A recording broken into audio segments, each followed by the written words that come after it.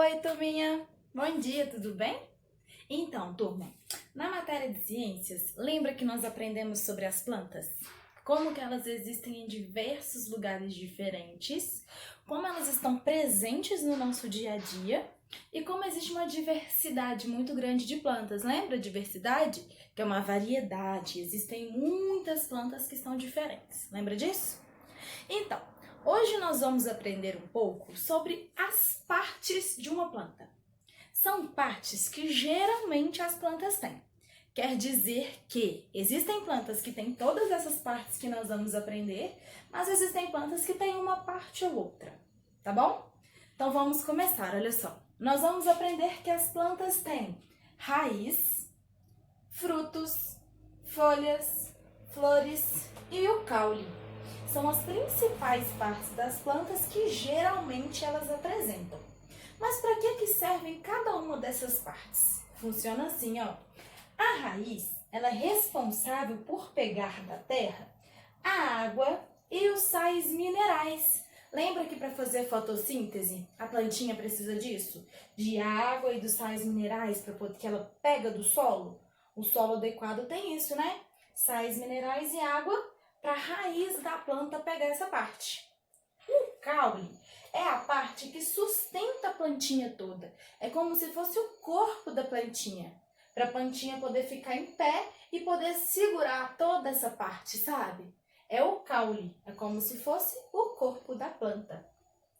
Existem também as folhas, que elas servem para fazer a fotossíntese, porque é elas que pegam a luz do sol. Quando a luz do sol bate na planta, é a folha, são as folhas que pegam essa luz do sol para transformar em alimento, né? Pegam a luz do sol, pegam o ar para transformar em alimento. Então, as folhas servem para isso. Existem também as flores, que geralmente trazem os frutos. As flores geralmente são de onde nascem os frutos. E tem os frutos, que é o lugar onde guardam as sementes, né? Onde guardam as sementes da planta para poder reproduzir. Os frutos é onde tem as sementes. Sabe a maçã? Quando a gente abre a maçã e tem as sementinhas? Então, a maçã, ela é fruto de uma planta, que é a macieira. Então, cada parte de uma planta tem a sua função específica. A raiz pega água e sal mineral. O caule é o corpo que sustenta a planta. As flores são de onde vêm os frutos. É como se os frutos nascessem dessas flores.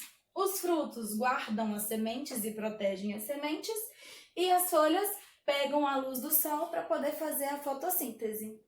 Só que, como eu disse lá no começo, essas partes geralmente fazem parte das plantas. Só que não são todas as plantas que têm todas as partes, né?